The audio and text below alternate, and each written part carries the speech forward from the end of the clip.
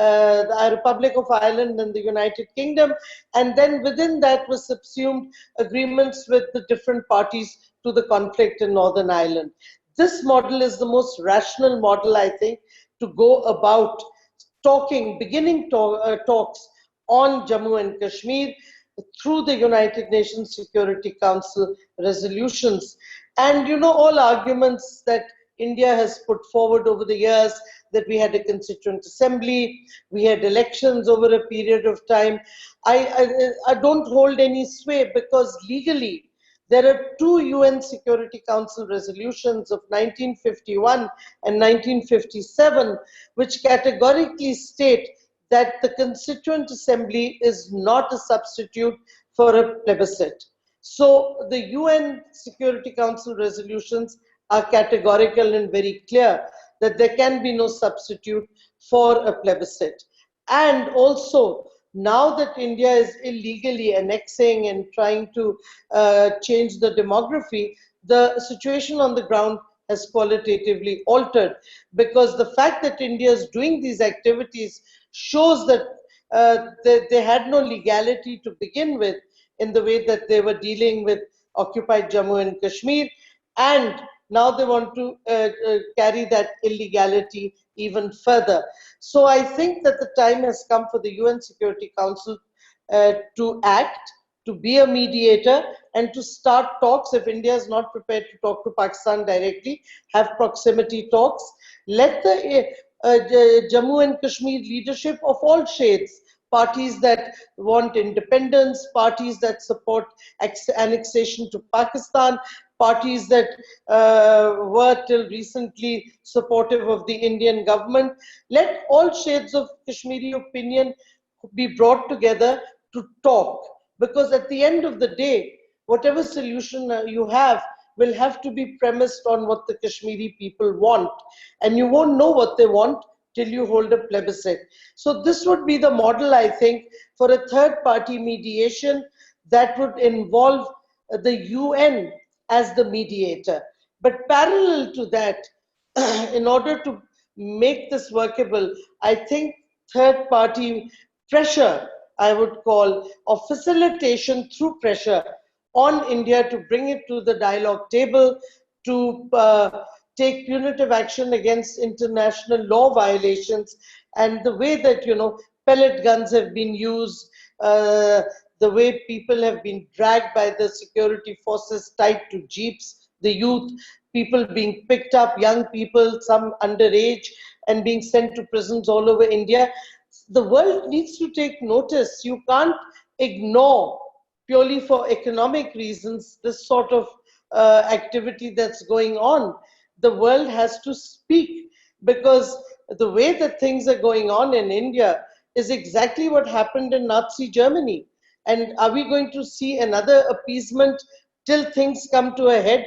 And remember, this is a nuclearized region, and you cannot afford to have any sort of adventurism that may spark off even a limited military conflict between Pakistan and India, because if that starts, military conflicts have their own momentum. So there is a need, therefore, for facilitation towards mediation by taking action and forcing India to come to the dialogue table, to put a halt to its international violations of international law and conventions, and to talk to the Kashmiris and to Pakistan. So at the end of the day, then, how useful, what sort of international or third-party mediation are we looking at? I think at the conflict resolution level, UN Security Council mediation, and at the prevention and stopping of humanitarian and human rights violations by Indian security forces in occupied Jammu and Kashmir, we're looking at facilitation towards dialogue through pressure, through taking punitive actions. I know that the Pakistan government has periodically asked the US to intervene. I think that the US cannot really play an honest broker, because the US has a lot of strategic interests with India. And therefore, I think that asking the US to actually mediate in this conflict is a non-starter, frankly.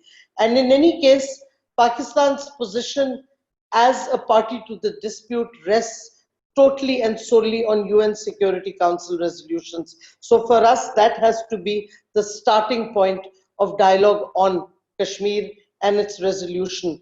And we need to also remember that Kashmir is in a way a flashpoint for what could become a nuclear war of sorts, because we see India now increasing its attacks across the line of control, across the working boundary in between Pakistan and India. And if this continues, the question for Pakistan is, how long will it not respond in kind?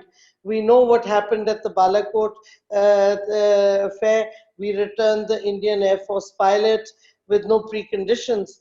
But this is not something that India should always count on, especially as the number of deaths and injuries of civilians on the Azad Jammu and Kashmir side of the line of control keep increasing.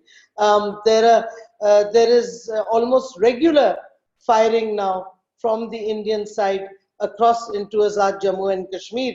And I think the toll is becoming heavier, and clearly this sort of diversionary tactic to divert from what is happening in occupied Jammu and Kashmir is not working and will not work, because at some stage Pakistan will be compelled to respond. And once things spiral towards a military conflict, then it becomes very difficult. And we're a little wary, because you know that Mr. Modi said we haven't, after all, got the bomb for Diwali. So that's those sort of threats that have started coming from the Indian side do not bode well for peace and security in this region. And Kashmir is central to the re-establishment of a secure peace in South Asia. We do have the Afghan dialogue, of course, going on, but unless you have peace between India and its nuclear neighbor, Pakistan, there's going to be this instability that you're constantly going to have to deal with. So these are my initial ideas. Maybe we can discuss them more. I don't want to take up too much time. I think having a discussion and having more question and answers. Otherwise, you know, one can continue talking about what happened in the past, but I think we need to take the situation as it is today and how we can get out of this quagmire, how can we resolve the Kashmir dispute, and how can we stop the massive humanitarian and human rights violations. And I'm talking about women being blinded through pellet guns. I'm talking about rape, which has been used as a weapon of war, because the Konan and Pushpora incidents that happened in 1991, February 1991, are there and recorded even in Indian courts. So it's not something that Pakistan is inventing. These are documented cases. We need to, and human rights organizations need to also take note of this, and countries that place human rights as central to their foreign policies need to now act as facilitators for dialogue by pressurizing the side that refuses to dialogue, which is basically India. Shireen, thank you so much for your presentation. Before we go to Mr. Aiyar, I just, since we have a little more time, it seems now, would you at this juncture be interested in making some comments about the main Indian complaint about the Kashmir situation, which is the cross-border incursions by militants, and that's one. And the other thing is just a few words about the situation in what Pakistan calls Azad Kashmir and India calls the Pak-occupied Kashmir, and the condition there vis-a-vis Jammu and Kashmir. Okay. Two things. One, We have neither, let me take the second issue first, the situation in Azad Jammu and Kashmir. We have neither tried to annex it, nor are we trying to change the demography. So, qualitatively, the situations are very different in occupied Jammu and Kashmir, which is, or you call it Indian held Kashmir, and what we call Azad Jammu and Kashmir. They have their own constitution, they have their own legislature, they have the president, the prime minister, elections are regularly held there, and we have not annexed it constitutionally into Pakistan. So I think that the situation between what India is doing in occupied Jammu and Kashmir and what is the situation in AJK, which we call AJK, is qualitatively different. So that's my take on that. As for cross-border terrorism, Subrata, I think that's an overplayed narrative that the Indians kept using. It hasn't worked. There's been no cross-border attacks or cross-border people coming in. The whole line of control is heavily guarded and fenced on the Indian side. And the fact of the matter is that if you look at the facts on the ground, generation after generation of indigenous Kashmiris continue to be killed, continue to resist Indian occupation, and that is the reason why the Indians are seeking to change the demography.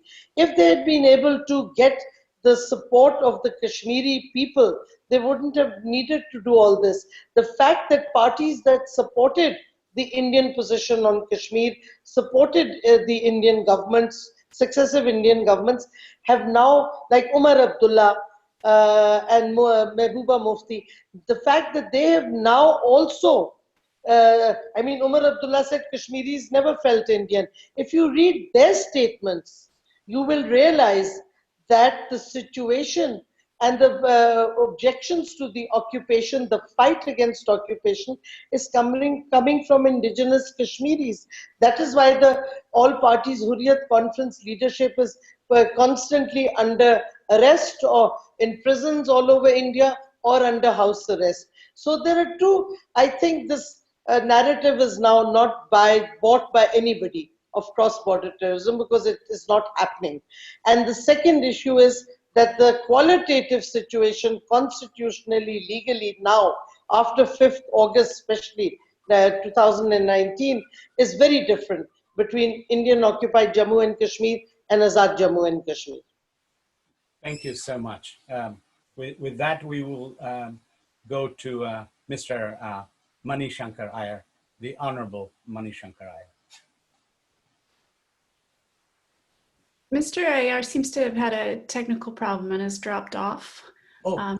So why don't we go to, we have a question in the Q&A. Oh, great. Okay. This is for Dr. Mazari. If it is true that Pakistan plans to elevate Gilgit-Baltistan to a full-fledged province, will it not unwittingly disturb the disputed nature of the state of the Jammu and Kashmir? Will it not be akin to the unilateral action taken by Narendra Modi on August 5th, 2019, when Article 370 and 35A were abrogated? You just mentioned that India's unilateral action is in violation of the United Nations Security Council resolutions, number 91 of 1951 and 122 and 126 of 1957. So here's, what is the role of elevating Gilgit-Baltistan? Okay. One, this is an issue that, you see, Gilgit and Baltistan has always claimed, and quite rightly so to some extent, that they acceded to Pakistan. But the fact is that nothing has happened of making it a province in the traditional sense. There is a discussion going around. The government of Pakistan has not, by a stroke of the pen, decreed that we are making it a province. There's a discussion and a debate that is continuing in the Pakistani polity at the moment. Nothing has happened. It's a debate that for the first time is being held with political leaders, with the people from Gilgit-Baltistan. What will eventually happen is waits to be seen, but nothing will be done in the sense of definitively and our position will always remain that whatever position Pakistani government with Gilgit and Baltistan, whatever position we take, will be subject to the final resolution of the Kashmir issue under the plebiscite and the UN Security Council resolutions. And I just want to point out that, in fact, the 1951 and 1957 resolutions basically didn't even deal with this bigger issue of annexation that India did on 5th August 2019. They just answered earlier Indian arguments that because we've had a constituent assembly, because we supposedly hold elections, so the issue is moot, you don't need a plebiscite. And the UN Security Council resolutions were categorical. I mean, I have copies of them here actually, that the constituent assemblies are no substitute for a plebiscite.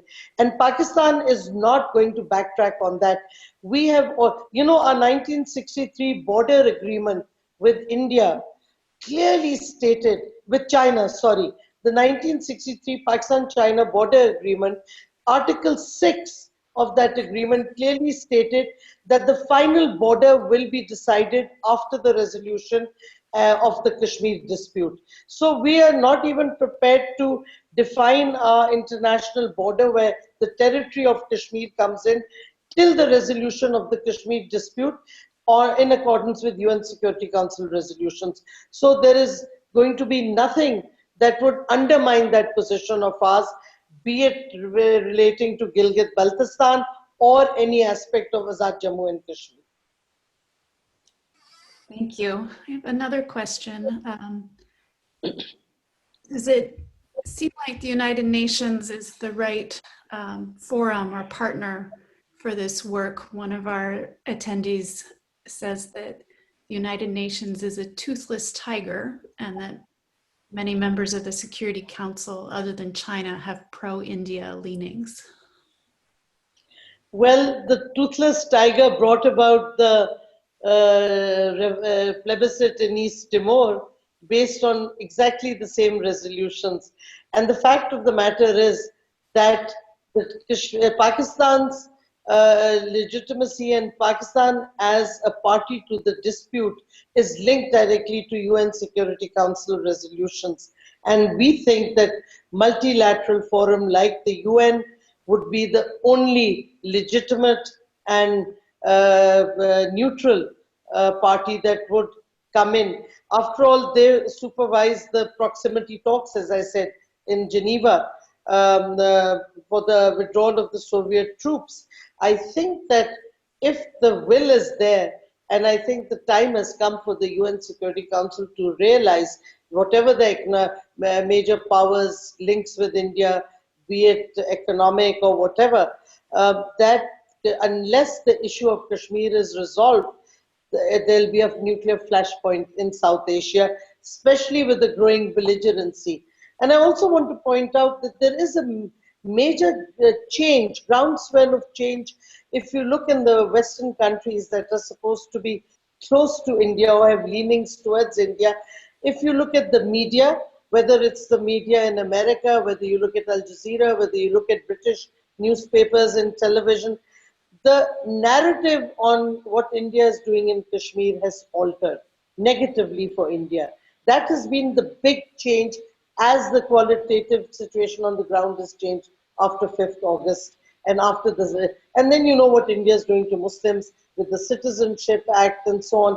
So I think that the old pro-India narrative that many countries were hiding behind has disappeared. And I also want to add one thing which I had forgotten, that remember, under pressure from the European, especially the Scandinavian countries, the responsibility to protect the R2P principle was adopted, and it was adopted finally by the UN World Government Summit that was held, I think 2005 if I'm not mistaken. Well, this was supposed to be a responsibility to protect against possible genocide, against racist attacks and so on, against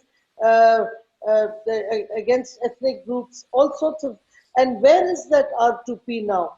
So states have to live up to that responsibility that they, so-called developed countries themselves push for. And suddenly R2P has disappeared.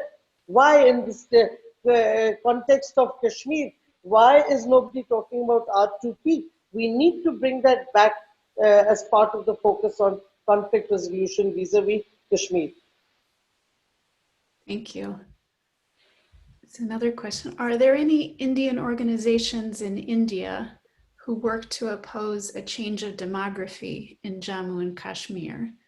And is their work effective? I think that the Indian opposition parties, even Congress, had protested about what Modi was doing.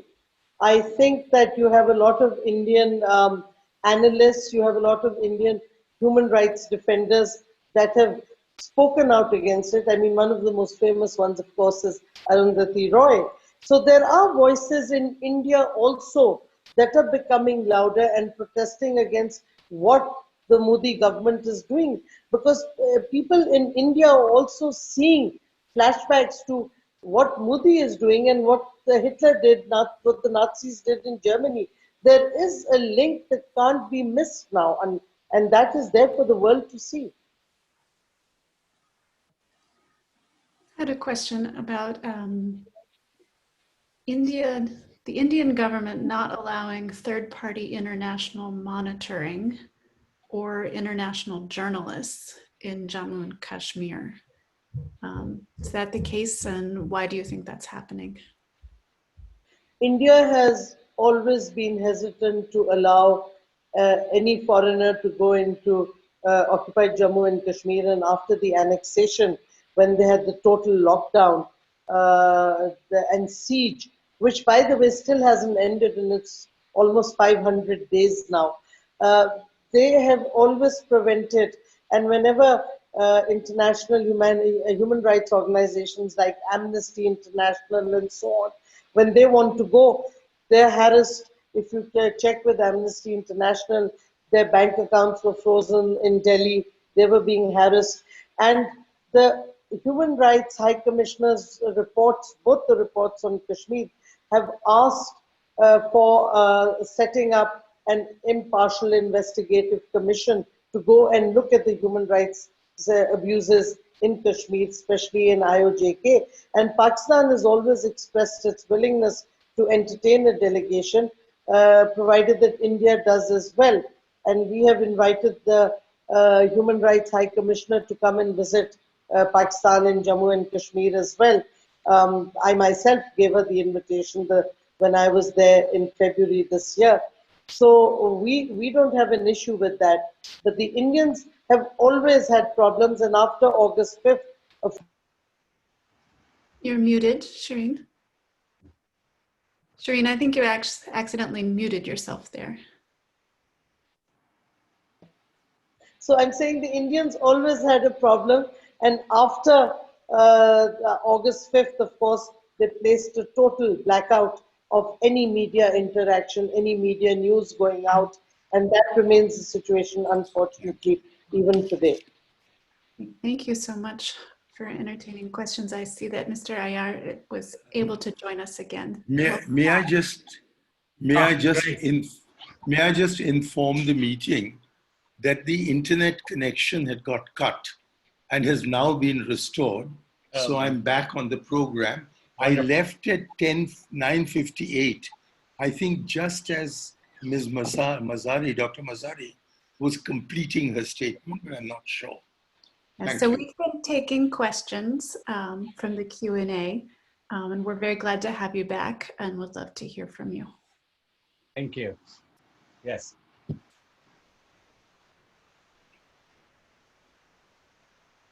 So if you'd like to go ahead, Mr. Aiyar.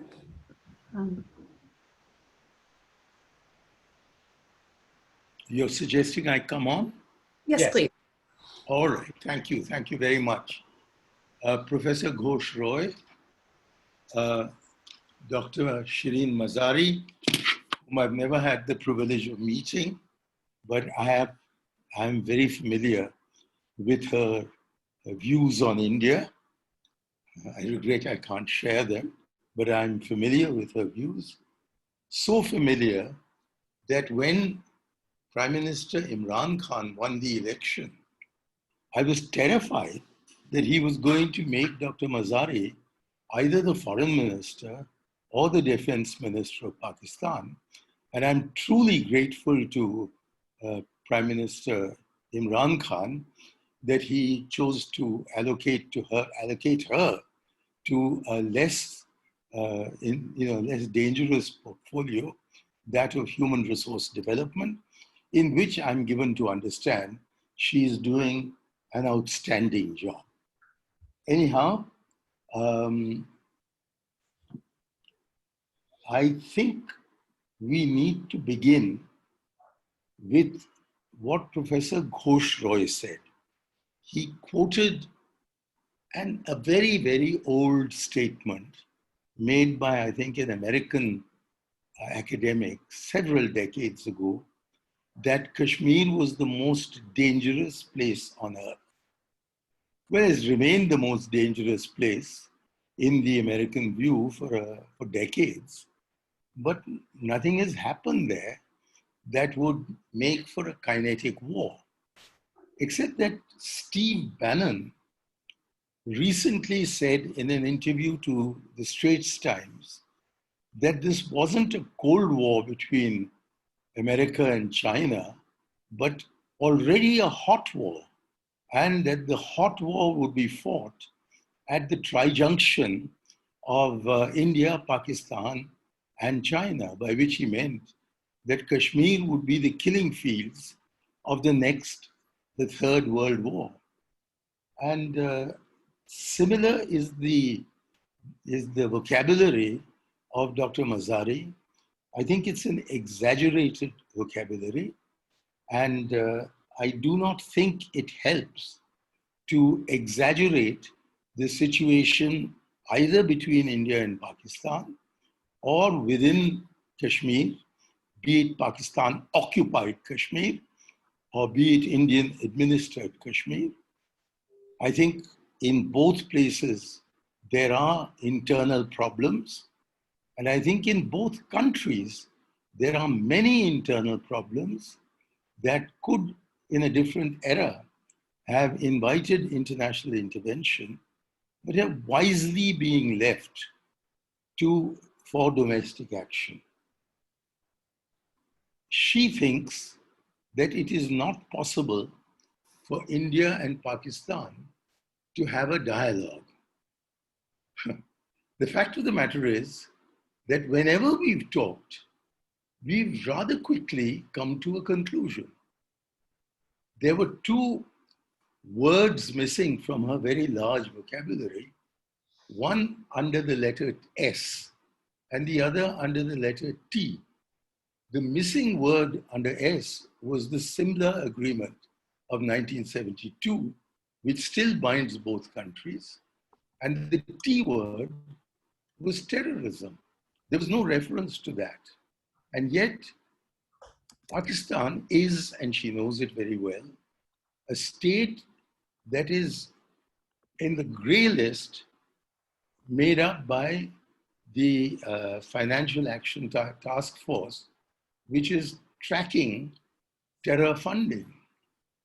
And while she's absolutely right that Balakot was an instance of the Indian Air Force, for the first time ever really, at least ever since 1971, transgressing Pakistan airspace, it was preceded by Pulwama.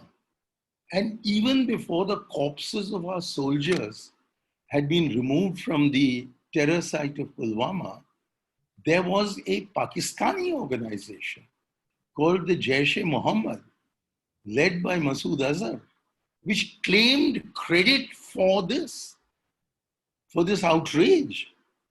And yet nothing, absolutely nothing, has been done by either the Nawaz Sharif government earlier or the Imran Khan government now to close down this source of depredations, which was the root cause of what happened at Balakot.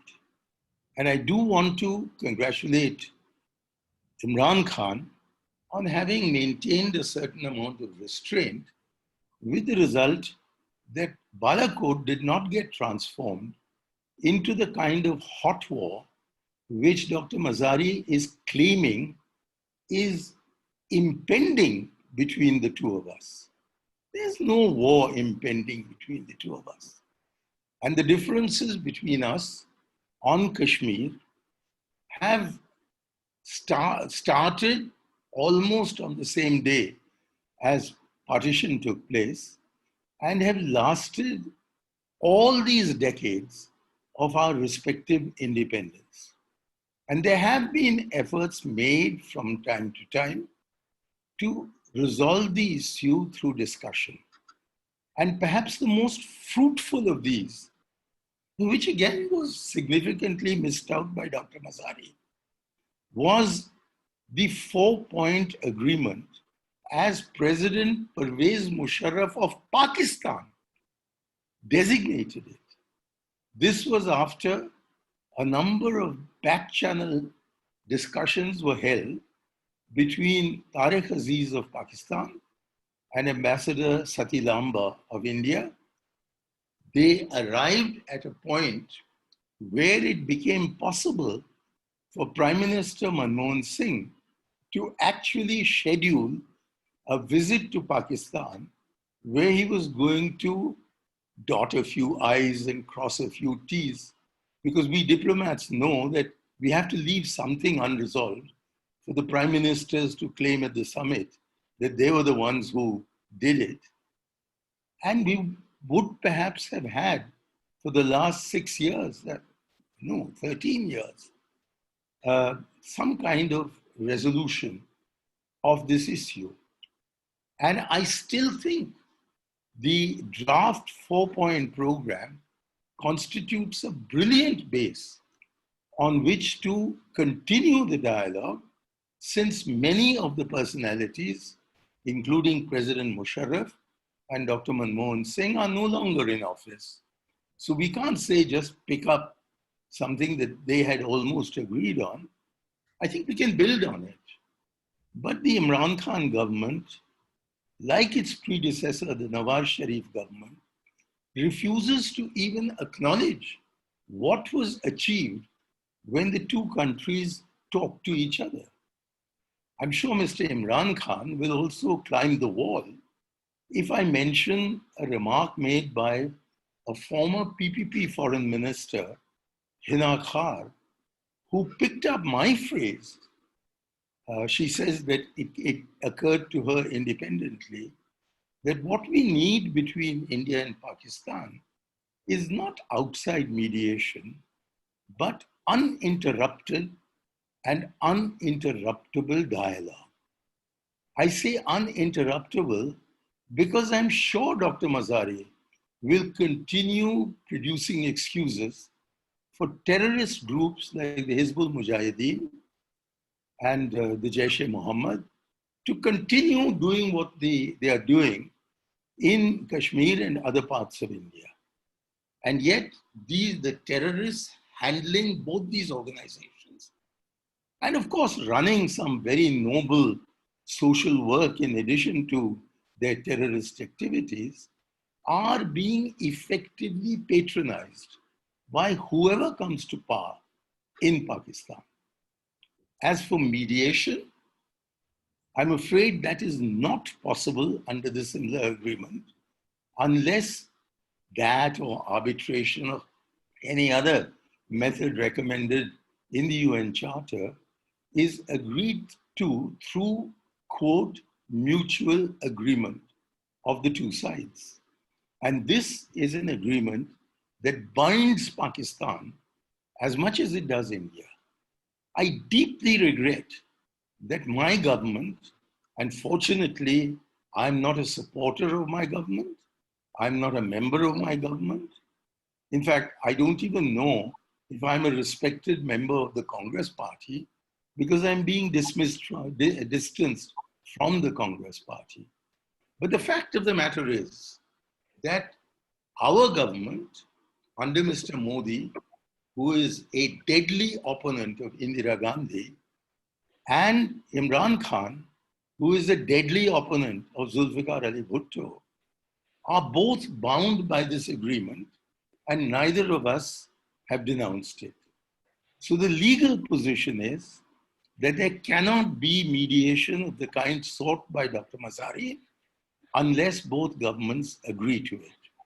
And we have the precedent of the draft 4-point program, which was a demonstration of the effectiveness of dialogue between India and Pakistan. Do we need proximity talks? Are we not foreign to each other? We speak the same language. We laugh at the same jokes. We have a shared heritage. And therefore, I see no reason, if we are ready to talk to Pakistan, why these should be proximate. They should be direct, they should be face to face.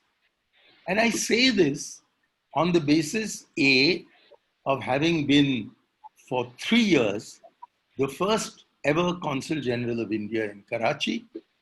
And I made so many friends there that today I dare to say that I have more friends in Pakistan than I have enemies in India. And that's quite a large number. I have never found it difficult to talk to Pakistanis. In fact, only day before yesterday, I was at a webinar organized by the Lahore Rotary Club, in which my position was opposed by two very eminent Pakistanis. One was Javed Jabbar, the other was Syed Mushahid Hussain, both of whom I've known for 40 years. And we've been talking to each other for 40 years. We are very close friends, despite the fact that inter alia on Kashmir, we hold different views. If you want all right, if Dr. Mazari seeks mediation, they tried to get the Organization of Islamic Countries, from which India has been excluded, although it's one of the largest Muslim countries in the world. They tried to get the Organization of Islamic Countries to convene specially to discuss Kashmir. And the OIC said nothing doing. They've tried to get the OIC to become the flag bearer for Pakistan at the United Nations. And we have such good relations with many of these members of the Organization of Islamic Countries that they have refused to do so. They've got China now, a permanent member of the Security Council, to carry their flag for them. But the four other permanent members of the UN Security Council, they refused to go along with this opportunistic move by the Chinese to lift the Pakistanis on their shoulders. The fact of the matter is that nobody wants the impending war on which she bases her argument to take place. Because if it deteriorates into a nuclear war, which was the last word I heard her saying before my internet connection went off, it'll destroy all of us. Nuclear wars cannot be won and therefore must not be fought.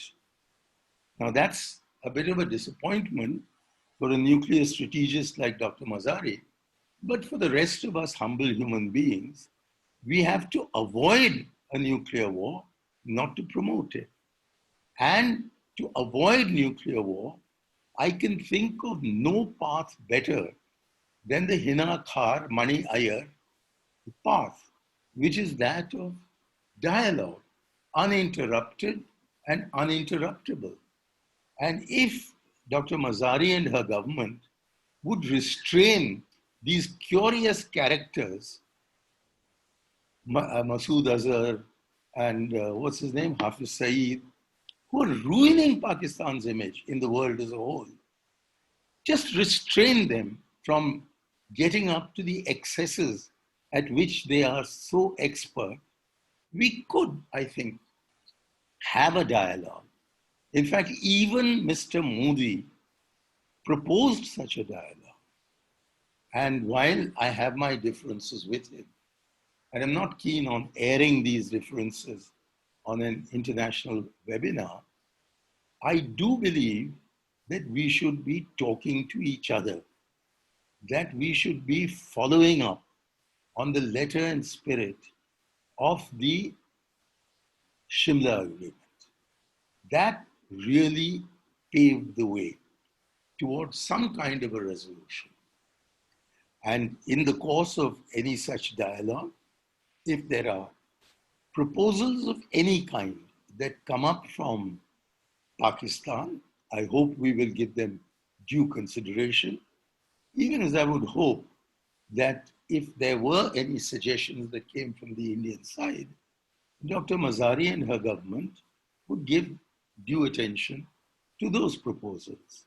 I don't think I have a magic wand, and I rather doubt that despite being a strategic expert, Dr. Mazari has a silver bullet. Neither of us have. We have to get talking to be able to arrive at some kind of a solution. And when we've done it, which is rare enough, but when we've done it, it's amazing how quickly we are able to come to a conclusion. And the United Nations, it is true, they go back to 1948. She tells us now that the US is not an honest broker. Now, on that, I completely agree with her, because the US proved in 1948 January that it was not an honest broker.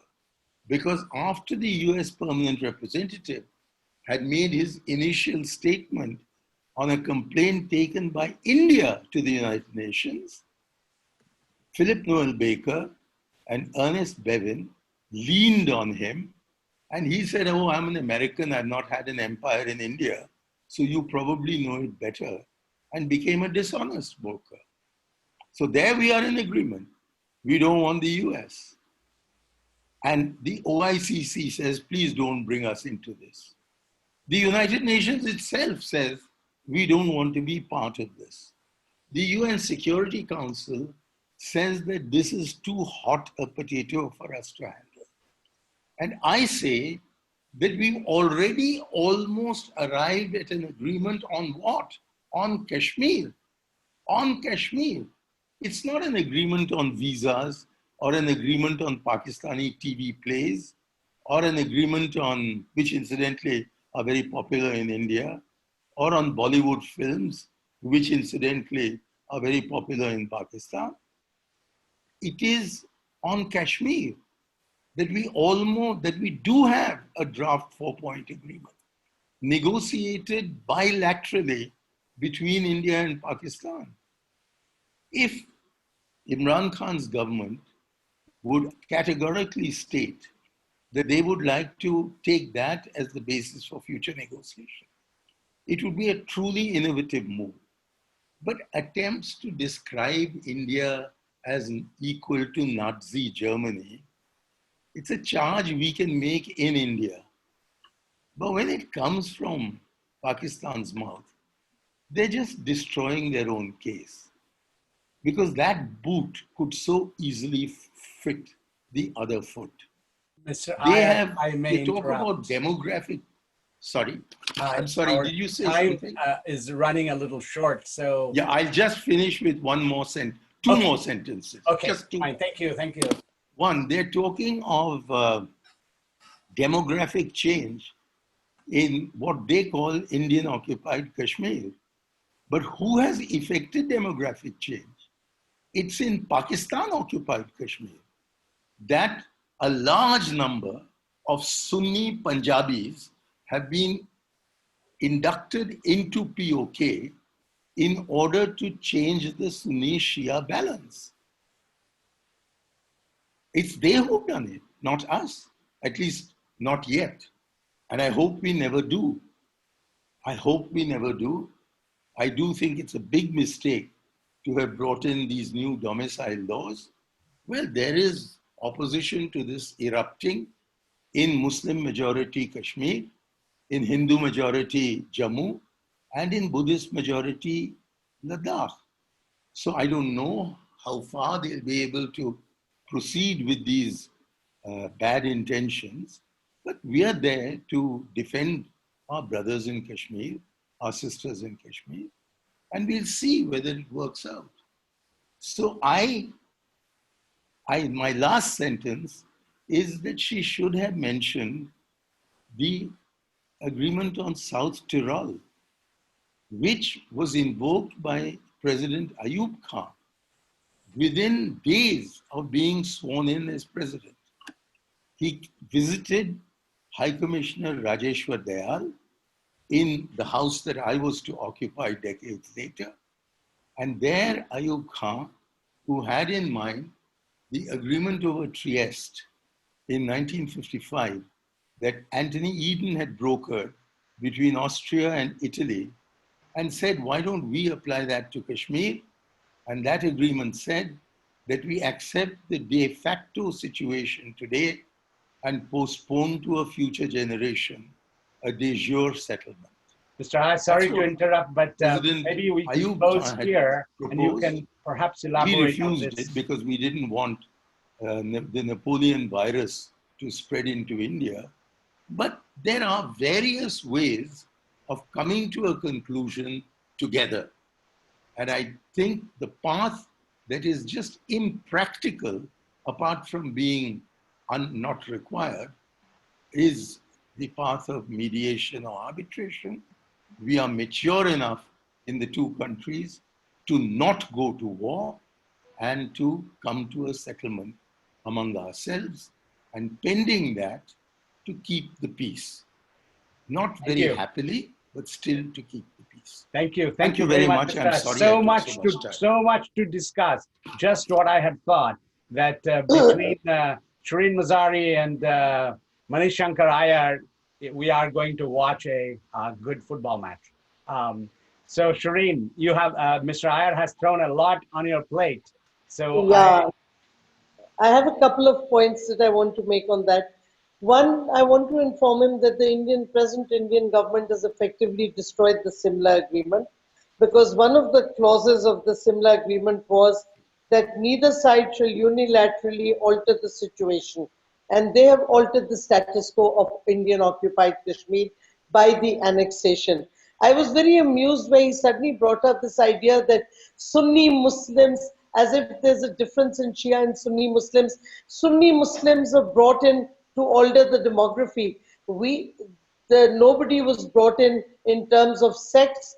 Azad Jammu and Kashmir did not have a majority Shia population. So why would Sunnis be brought in? Nobody has ever mentioned that. Suddenly, I don't know where he dreamt up this thing, but that is not grounded in reality.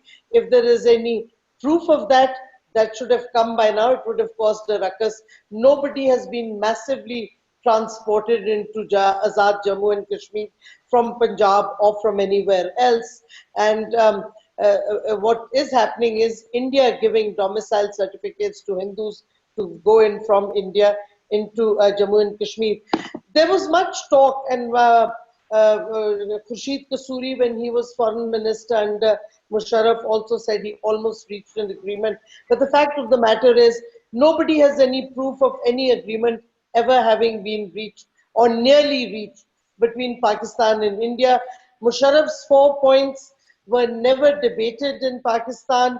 There was no detailed explanation of what he was trying to do. There was a lot of, there were 4 points, and Musharraf himself lacked clarity on what the 4 points meant. But the fact of the matter is that there was no ready-made almost agreement that just needed to be signed. That is not there in any record, although many have claimed that yes, they were near an agreement. And this is one of the problems between Pakistan and India in backdoor channels. Many claims have been made. The Knights made it at one stage also, that they're very close to an agreement, but there never is an agreement. So let's be very clear. The third issue is that the group prescribed terrorist groups that the gentleman was talking about are already banned in Pakistan. Let's be very clear. And Pulwama has never been proven to be any acts of terrorism from the Pakistani side. And that is the problem, that the Indians Modi tried to use it as a means of targeting Pakistan with the Balakot attack. It did not succeed, and he had to eat humble pie at the end of the day. But the fact of the matter is that dialogue has not been possible with a government that is fascistic in nature. I'm not the only one saying it. The BJP's origins, the RSS origins, if you look at it historically and what they stand for, are very similar to what the Nazis stood for. It's not just me saying it. Everywhere in the world, the RSS origins linked to to Nazism are there. It's a historical record. Mr. Shankar may not want to agree to it or accept it, but this is a reality that everybody has been pointing out, including his Indian writers like Arundhati Roy and so on. So let's be very clear, the dialogue prospect isn't there. The dialogue has been on the table. The Mr. Modi's government has not been prepared to do it. And the fact of the matter is that when you annex a territory illegally, when you try to change the demography, you are violating international law. I'm surprised he did not talk about the abuse of human rights, the mass rapes. I mean, Kashmira and Kunan is not something I've invented. And why is he not talking about that by the Indian security forces? The use of rape as a weapon of war. Why is he not talking about pellet guns and the state terrorism that the Modi government is doing against Kashmiris? So let's be very clear. There is a situation that the reality of the conflict has altered with this annexation. India is not prepared under the present government to come to the dialogue table. We feel the human rights situation is really, and since I'm the Minister for Human Rights, I have been raising this issue on international forums on what the Indian government is doing. And the fact is that there needs to be some sort of intervention and some punitive measures taken in the form of sanctions by countries to stop the brazen abuse of human rights that India is doing in occupied Jammu and Kashmir. And this is a matter of fact. And he keeps referring to the similar agreement between India under the Modi government has violated all the principles of the similar agreement. I think there's not much left. He referred to the Trieste issue. The Trieste issue was totally different. It basically means accept the status quo. But the status quo is the problem in the Kashmir conflict. That is the issue, the status quo of occupation by India, the status quo of the Kashmiris being denied their right to plebiscite. That is the cause of the problem, and the problem can't be the solution. So the prevailing status quo is not something that will lead to peace and will lead to a solution of the problem of occupation of illegal occupation by India of Jammu and Kashmir. And that is exactly what it is. And I'm not reminding people of the UN Security Council resolutions of 51 and 57 now. They've been there all along. I am merely reiterating them that and by the way, in one thing he's right, India took the issue to the UN Security Council in 1948. And the interesting fact is, it took the issue under Chapter 6 of the UN Charter, admitting that it was a dispute between two UN members and they wanted a Pacific resolution.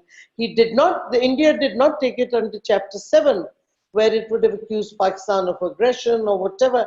So India recognized the international nature of the Kashmir dispute in 1948 when it took the issue under Chapter 6 of the UN Charter to the UN Security Council. So, I mean, you know, Mr. Aiyar is Mr. Shankar is a very senior diplomat, and he can talk in all sorts of diplomatic language, but the hard facts are that India has consistently refused dialogue, especially under Mr. Modi, and therefore there has to be some UN as a mediator coming in, because Pakistan's being a party to the Kashmir dispute is rested in UN Security Council resolutions. And it's as simple as that.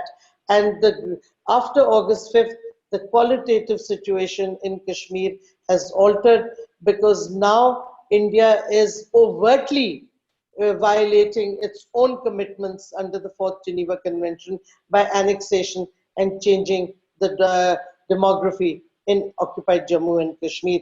I don't see any international organization, any human rights organization, anyone talking of Pakistan trying to alter any demography in Azad Jammu and Kashmir at all. So I don't know where he dreamt this one up from, because there's no basis for this statement of his at all. Excuse me, Dr. Mazari. Both you and Mr. Aiyar have referred to the Simla Agreement as being important to this conversation. And one of our attendees asked for some background. When was that and what was agreed? Yeah. July 1972, basically, there were two different aspects to it. One was that countries would resolve the two countries would resolve their disputes bilaterally. But on Kashmir, it says it would not affect the position of either side on Kashmir and our positions in the UN. And secondly, what is important is the part that I read out, that neither side will change the situation on the ground unilaterally. So after what India did on 5th August, it has effectively destroyed the Simla Agreement. It has violated the Simla Agreement. So I'm surprised that they're still referring to it, because if India has violated the Simla Agreement, then frankly, there's nothing left to observe, because if one side violates a bilateral agreement, and it came about after the creation of Bangladesh and the war that Pakistan lost in 1971.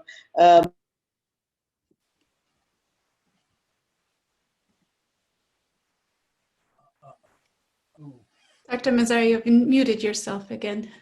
It's a very misunderstood agreement, but if you read the text, it's categorical and very clear. There's nothing ambivalent about it, and it has no meaning anymore, because India has violated it. Thank you, Shireen. So, Thea, maybe we take a few questions and for about 10 minutes, and then allow the two panelists to make some closing remarks at the end of that. We won't be able to take too many questions. Thank you. Many of the comments that have been brought up were addressed in one way or another. I see one specific one about the internet was shut down in Jammu and Kashmir in August 2019 and has only been restored to 2G, 3G. It's never been returned to 4G. And what's the status of access to internet in Kashmir? Well, even 2G and 3G is not totally available in Indian occupied Jammu and Kashmir. The media is blanked out. No foreign media has access. No news is really going out of occupied Jammu and Kashmir. So there is a siege that is still there. As I had mentioned, it's been over 400 days, almost nearing 500 days, and the siege has not ended totally at all in occupied Jammu and Kashmir. Okay. And another question was, would it be an option for the Kashmiris to live on their own and without interference from either country? You can only ascertain what the Kashmiris want if you have a plebiscite and allow them to express their views. But other than that, how would you ever know what they want? This is our point, that you need to allow them the right to choose their future as guaranteed by the UN Security Council and as the UN implemented in East Timor. Would Mr. Aiyar have a quick comment on that? Yeah, these resolutions of the United Nations to which Dr. Mazari has referred have all been put on the back burner by the UN itself because they find that those are not of practical relevance after Pakistan invaded the state of Jammu and Kashmir to try and change the ground reality in 1965 when they undertook the worst human rights violations that the modern world has known in a part of their own country in East Pakistan, and that since the Shimla Agreement, which she may think we have violated, but which, as far as I know, her government has not yet denounced, and I hope they won't denounce it. I am in agreement with Dr. Mazari that we should operationalize it by having a dialogue. But when she says that there is no papers available about the 4-point agreement, and you have a big fat book called Neither a Hawk Nor a Dove by the foreign minister of Pakistan, who has repeatedly said that he had handed over several of these papers to his successor government, then I get the impression that either Dr. Mazari is conniving at burning papers, or those papers are with her and she just wants to deny that they exist. So long as Dr. Mazari holds, she is by no means neither a hawk nor a dove. She is the most vicious hawk that I have ever come across in Pakistan. And Mr. Aiyar, I'm sorry, I have to interrupt here. I think that we are in an academic seminar that at one of the principal institutes in the world, and said that we should be more respectful of individuals. And of course, you are a veteran diplomat, so you know. I'm just saying that not to attack personally. I thought she'd take it as a compliment. I thought she'd take it as a compliment, because there is no doubt that the stand she has taken this evening is not helpful in moving towards an India-Pakistan rapprochement. And since I believe very strongly in an India-Pakistan rapprochement and believe that the past has indicated that such a rapprochement is possible, we are not Nazis. The RSS is based on the two-nation theory. In fact, Savarkar expounded it before the Quaid-e-Azam Muhammad Ali Jinnah did. And because we refused to become a Hindu country under Jawaharlal Nehru and are now moving in that direction, we have these problems. But these are internal problems of India's. And I do not want to talk about the internal problems of Pakistan, not because these don't exist, and not because Pakistanis themselves are not producing book after book after book about the injustices that they have been inflicted with. It's only because the issue has to be settled in terms of an agreement that neither government have denounced, neither on the grounds that Dr. Mazari has raised, nor on any other grounds. And whatever her view is of the 4-point program, in our papers, there is a clear documentation of the process that went into it. Okay, thank you. And I think we have to leave it at that. I'm told that we have to wrap up. And so I want to, of course, we have many, many questions. Unfortunately, we won't be able to get to them. But I do want to give Shireen Mazari another chance to make a couple of closing comments. I'll be very brief, Goshwai, Subrata. The point is that Mr. Kasuri has said their papers, the Foreign Office has no record of those papers. We have been asking for them. Nobody seems to have a record. Maybe Mr. Kasuri has that in his imagination. that we were coming close to an agreement. I'm not going to comment on the fact that whether I'm a vicious hawk or not, but as you know, Subrata, I was the one who has been suggesting solutions to Kashmir. And also, if you recall, you came to a conference where we discussed peaceful nuclear cooperation is an initiative that I had suggested with India. So I'm not sure how Mr. Aiyar sees hawkishness, but I think he's redefining the word. I don't have an issue. I have an approach. I think that the Simla agreement sadly isn't there. I think Musharraf's 4 points were never elaborated.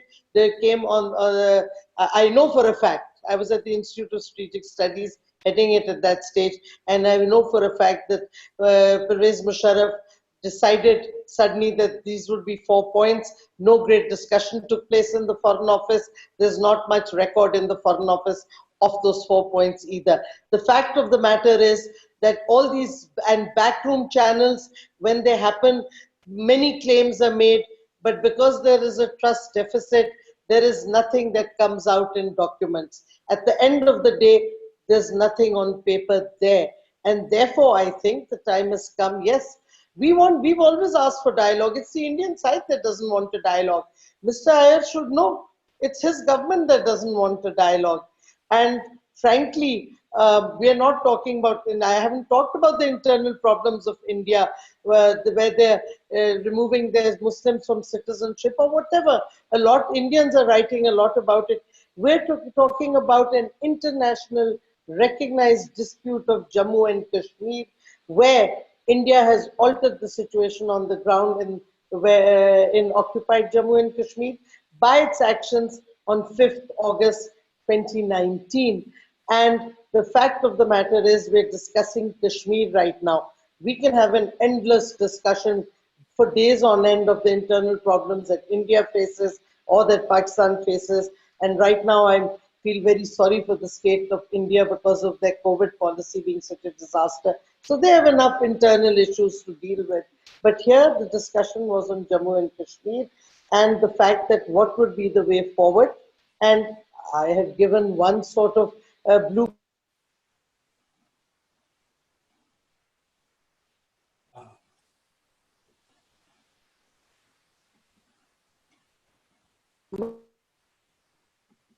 My mic seems to keep going Yeah, off. okay, now All you're back. I'm saying, all I'm saying is this is an internationally recognized dispute under the UN Charter. There are human rights violations and war crimes being committed by the Indian state by contravention of the Fourth Geneva Convention, annexation, change of demography. These are documented globally. It's not something that Pakistan is saying. The world is seeing what's happening. And the Shimla Agreement has actually been violated. Pakistan is not talking about the Shimla Agreement because it doesn't exist as far as India is concerned. They violated the agreement. So what agreement are they talking about now? Time has come for the world to take notice, and if mediation has to be done by a third party, it can only be done by the UN. But countries, developed countries that focus on human rights supposedly need to take punitive measures to push India to stop its violations in occupied Jammu and Kashmir. It's as simple as that. The old, worn out narrative of India on Jammu and Kashmir doesn't wash anymore after 5th August 2019. Thea, can we go 5 minutes over, or do we have to finish at 1:30? I think we need to wrap up, Subrata. Okay. Thank you very much to our panelists and to everyone who came to attend today. Greatly appreciate your attention to this deeply important and difficult matter. Thank you. Yes, thank you very Thank much. you. Thank you, Shireen. Thank you, Mr. Aiyar. It was a very lively discussion. Thank you. Thank you. Thank you.